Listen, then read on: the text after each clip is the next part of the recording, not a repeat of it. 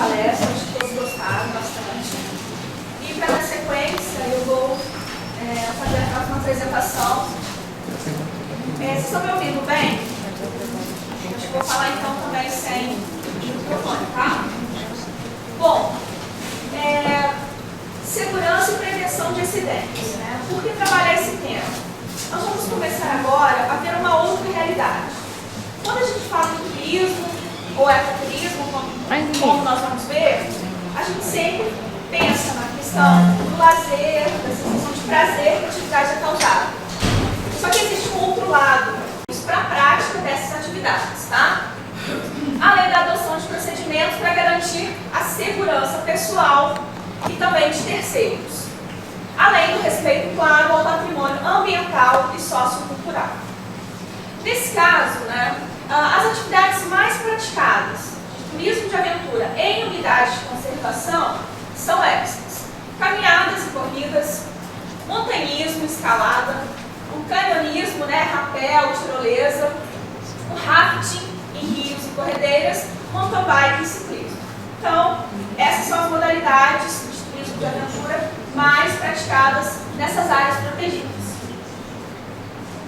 Ecoturismo, por sua vez, o foco também aqui do nosso debate de hoje, é um segmento da atividade turística que utiliza de forma sustentável o patrimônio natural e cultural, incentivando, né, a conservação desses patrimônios e a busca pela conscientização ambientalista através da interpretação do meio ambiente.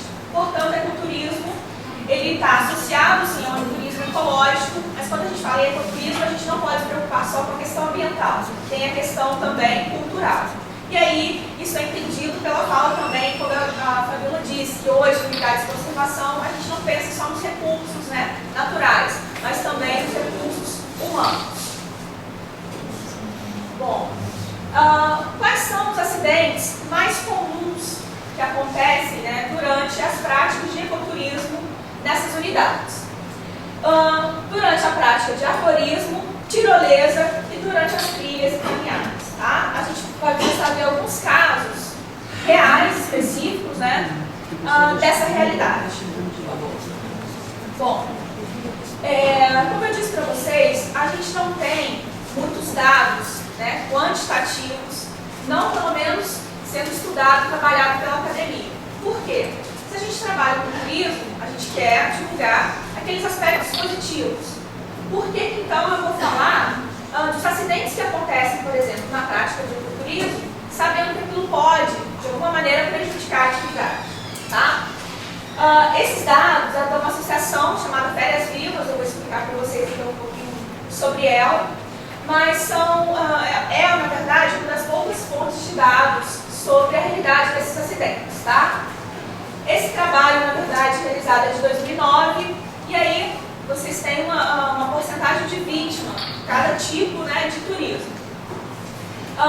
32%, a grande maioria, acontece em turismo, né, de eventos, mas a gente tem também dados, né, uma porcentagem relativa a turismo ecológico e também a turismo de aventura. Seriam índices menores, mas eles demonstram a realidade. Então, apesar de ser menores, eles acontecem. Tá? Bom, e por que acontece? Quais são os motivos para que os acidentes possam acontecer durante essa prática de ecoturismo nessas unidades? Geralmente, falta equipamento adequado de segurança, falta guias capacitados, né, para a condução desses grupos. Muitas vezes não se tem uma sinalização dos espaços, né, de maneira adequada. Falta uma equipe preparada para situações de emergência, se a gente está falando de espaços naturais, né, nem sempre fáceis, né, de acesso.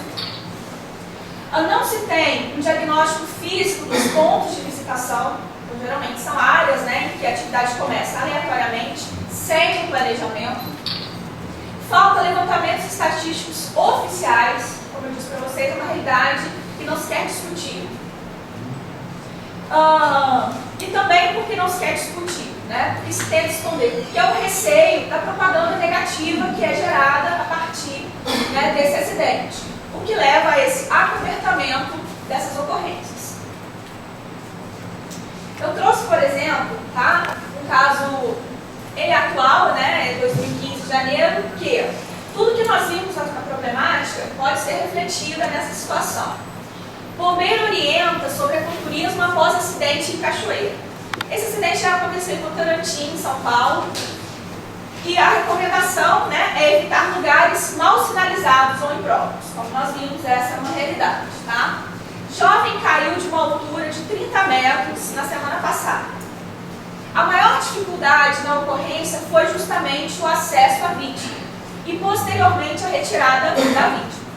Até por isso, precisamos do apoio do Águia, né? Relata o tenente Eduardo Casagrande.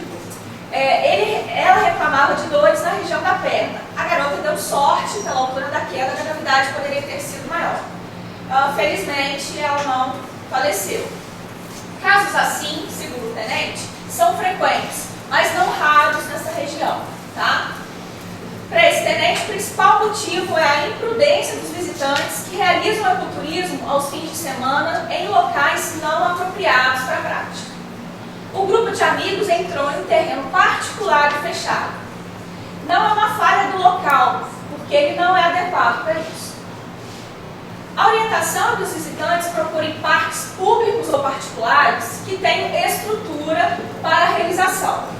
Por exemplo, de trilhas, arborismo ou outros esportes que tenham contato com o meio ambiente.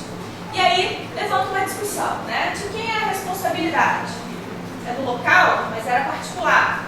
É dessa vítima, né? Que não obedeceu, de repente, a um aviso de não entrada, ou esse grupo que foi para um local não apropriado. Bom, eu apresento para vocês também algumas jurisprudências. Por quê? Essas jurisprudências são casos, né, que foram levados à justiça e já foram julgados. Eu os trouxe não para ver quem são os responsáveis, não para achar culpados, mas para mostrar que é uma realidade e para que vocês vejam outros exemplos, tá? Esse aconteceu no Parque Estadual de Jaraguá, em São Paulo, e a vítima, né, esse Milton, junto com 11 membros da família, chegaram ao pico do Jaraguá pouco antes das 8 horas para o passeio. Durante a caminhada, Milton e seu filho saíram sozinhos, né, por um caminho conhecido como Trilha d'Água. Segundo o tenente Ailton Gatti, eles estavam subindo a trilha, mas se perderam e chegaram ao paredão, de onde caíram de uma altura de 15 metros, e o local é muito procurado por praticantes de caminhadas e escaladas e é considerado de alto risco. Nesse caso, infelizmente, não houve sobreviventes. Pai e filho morreram por conta desse caminho, tá? Errado, porque não havia sinalização, não havia uma estrutura para receber aquela atividade. Outro caso, né? Parque Nacional da Chapada dos Guimarães. O corpo da turista mineira Maria Elizabeth foi encontrado na Cachoeira Véu da Noiva, na Chapada dos Guimarães. A cachoeira tem 87 metros de altura. A polícia e a direção do parque acreditam que seja um acidente. Ela teria escorregado ao ultrapassar a grade de proteção. Mais um questionamento. Ela não obedeceu à regra do parque, ela ultrapassou a grade. De quem é a responsabilidade? Tá? Bom, Parque Estadual Turístico do Alto Ribeira, outro caso em São Paulo. Tá? Um visitante afogou-se na piscina natural do Núcleo Santana, tendo entrado na água após ingerir bebidas alcoólicas. Após o acidente, o Instituto Florestal, responsável, né, por um perímetro de mais de 6.000 quilômetros, estabeleceu que qualquer visitante, dentro dos limites do parque, deverá ser acompanhado por um monitor especializado. Então, só após esse acidente, né, a figura do profissional civil, né, como necessário. Bom, e aí trazendo um caso para a nossa realidade, o Parque Nacional da Serra dos Óculos, pertinho da gente, tá? O turista Eduardo morreu depois de sofrer uma queda de 30 metros durante uma caminhada no Parque Nacional Serra dos Óculos. De acordo com Luciano Santos, que estava com o Eduardo, os dois percorriam a trilha Travessia Teresópolis-Petrópolis. Quando, cansados, decidiram acampar. No percurso, Luciano teria torcido, né, o pé, e a dupla decidiu procurar socorro. Eles então recorreram ao mapa e foram procurar o posto do IBAMA. Ao notarem que estavam perdidos, eles se separaram. O problema começou aí. Eles ficaram sozinhos, né, na verdade. tentando dessa forma encontrar o posto mais rapidamente. Luciano então teria ouvido o grito de Eduardo, que gritava por socorro. Informados por Luciano, tanto o Corpo de Bombeiros de Petrópolis quanto o grupo de busca e salvamento da Barra da Tijuca iniciaram as buscas e encontraram o corpo de Eduardo. Bom, diante dessas realidades, né, o que menos importa são os culpados, mas pensar no que? O antes, né, na prevenção desses acidentes. O que fazer em caso de acidente?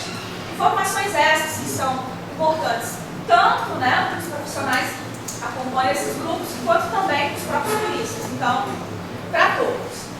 A prioridade inicial em relação à própria segurança. Então, antes de cuidar do outro, veja se você está seguro. Tá? Identifique rapidamente onde está o perigo e certifique-se de que ninguém mais irá acidentar-se. Apenas após garantir essa segurança, aproxime-se do acidentado, sempre dando prioridade à sua própria segurança. Não é momento de heroísmo. Uma vítima já é ruim, dois então vai ficar bem idiota. Por favor. No momento de um acidente, muitas preocupações, né, vêm à mente. Sentimento de culpa, quais as implicações legais daquilo. Porém, esse é o momento em que o staff, né, o grupo, deve estar totalmente focado em administrar aquela situação. Demonstre sempre calma e confiança em suas atitudes. Isso auxiliará a manter a ordem entre os participantes, encorajando-os de desafiar sua liderança. Bom, acidentes em áreas protegidas, né, seja através das práticas de turismo ou turismo de aventura. Sempre há um responsável. Tá? Isso é avaliado pela justiça, existem hoje, né, valores já que são aplicados para cada tipo de acidente. Mas o mais importante que isso é vocês, principalmente, né, como futuros gestores, terem em mente que a responsabilidade ela também é compartilhada. Então vejam essa reportagem. A agência de ecoturismo também é responsável em caso de acidentes. Especialista em defesa do consumidor, né, a Nádia Sampaio, afirma que a empresa é obrigada a garantir a segurança de turistas nos pacotes que oferece. Então, se é uma empresa que vende aquele pacote de ecoturismo e acontece um acidente, né, lógico que as ações serão avaliadas, mas ela também poderá ser responsabilizada. Tá? Bom, algumas empresas obrigam turistas a assinar um termo no qual elas não se comprometem caso haja algum acidente. Isso é muito comum. Eu não me responsabilizo e o cliente assina. Vejam vocês que, segundo essa especialista, né, em defesa do consumidor, as agências que oferecem pacote devem ser responsabilizadas em caso de acidente. A empresa não pode abrir mão da responsabilidade porque faz parte do negócio dela. Ela tem que garantir a segurança do que está oferecendo. Então, esses termos que são assinados, né, de não responsabilidade, isso legalmente não existe, está incorreto. Bom, estamos utilizando, né, falando de alguns termos, segurança, prevenção, risco, o que na verdade eles significam, né? Segurança é o ato, né, a ação de ficar seguro, é uma situação em que você se mantém longe do quê? Justamente de um perigo. Se eu estou longe desse perigo, eu estou longe de um acontecimento, né, que pode causar algum tipo, logicamente, de acidente. Tá? E qual a lógica, né, de através da segurança eu evitar o perigo? Isso se dá através da prevenção. É dispor as coisas de sorte que se evite, né, impedir que se executa ou que aconteça. Então é fundamental no ecoturismo, em qualquer, né, dessas unidades de conservação, a prevenção desses possíveis acidentes. E como isso se dá? Justamente tendo alguns desses cuidados. Só para comentar.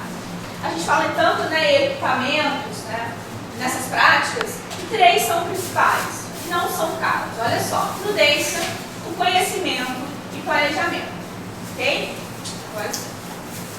Aqui são algumas dicas, né, que se deve ter ao praticar o ecoturismo. Avise um amigo ou familiar para onde você está indo e quando pretende voltar. Né?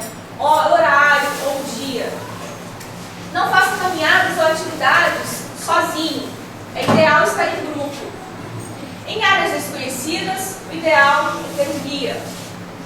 Leve sempre mochila com alimento, líquidos, né, equipamentos de comunicação e lanterna. Em caso de emergência, e se tiver, se for possível utilizar o telefone, ligue para os bombeiros. Se você se perder, lembre-se de manter a calma. É a melhor forma de sair daquela situação. Lembre dos casos, as pessoas que foram relatadas. Um se perderam, se separaram, um acidente aconteceu. Outro perdeu a calma, saiu do caminho. Busque trilhas batidas, ou seja, siga o curso d'água, assim você terá sempre uma referência. Deixe marcas por sua passagem que possa identificar o seu caminho. Não corra na mata. Antes da caminhada, verifique as condições do tempo. Evite bebidas alcoólicas, a gente viu também o resultado disso, em outro exemplo. Planeje sua rota e consulte seu mapa e roteiro durante a viagem. Acampe longe de árvores de galhos grandes e mortos, principalmente durante ventanias. Proteja os recursos da floresta, comunique incêndios, vandalismos e demais crimes. Bom, portanto, para uma experiência turística interessante, é necessário um profissional capacitado, que conheça de fato a região, esse conhecimento do ponto visitado e equipamentos e materiais adequados. Por que isso? Porque justamente o avanço do ecoturismo ele bate com o acidente. É aquela ideia. Se eu tenho uma unidade de conservação onde o ecoturismo aconteça, para ele se desenvolver, eu tenho que prevenir esse acidente. Não escondê-lo. Tá? O primeiro passo para se reverter uma imagem negativa é você reconhecer o erro e buscar situações para modificá-lo, e não escondê-lo. Bom, como eu disse para vocês, algumas dessas informações são retiradas da Associação Férias Vivas. Essa associação é sem fins lucrativos, que foi criada em 2002, e o objetivo é dar suporte jurídico a pessoas que sofreram algum tipo de acidente durante a atividade turística. Seja ainda ecoturismo, seja turismo de eventos, em quaisquer, tá? Aqui está o site, lá você tem uma grande gama, uma rica informação a respeito de segurança, principalmente desses acidentes, e praticamente a fundadora, ela criou essa associação a partir da morte da filha dela de 9 anos, por um erro do resort onde ela estava. Ele foi cavalgar, a cela não era para criança, a filha dela caiu e foi arrastada, por metros e metros, nesse resort e não deram o atendimento necessário. Então, em 2002, quando a criança, exatamente na data em que a criança completaria 10 anos, ela fundou essa associação. Então, para que as pessoas não sofram o que ela sofreu, ou ainda para que saibam agir juridicamente quando esses acidentes acontecerem, ela criou essa associação. Bom, mais uma vez frisando, quando eu trabalho, quando eu pesquiso esse tema segurança e prevenção de acidentes, eu quero conhecer uma realidade, tá? Não achar culpados, não apontar o dedo, mas quando a gente discute um tema em que não se quer falar, a gente está levando à tona aspectos importantes que devem sim ser discutidos. Existe uma outra realidade para a atividade turística que nós profissionais temos que conhecer. Então, é com esse objetivo que esse assunto vem sendo tratado, ok? Bom, aqui algumas referências, eu passo esse material para vocês depois, pode passar. E aqui uma sugestão também de alguns textos mais acadêmicos que discutem isso. Essa relação também eu passo para vocês, todos eles estão disponíveis no site da Associação Férias Vivas. Tá bom?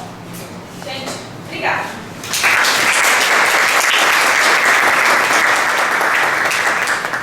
Agradecemos a abordagem de cada palestrante e agora faremos um intervalo de 15 minutos para o café, pedindo pontualidade para o reinício das atividades de mesa redonda. Obrigado a todos.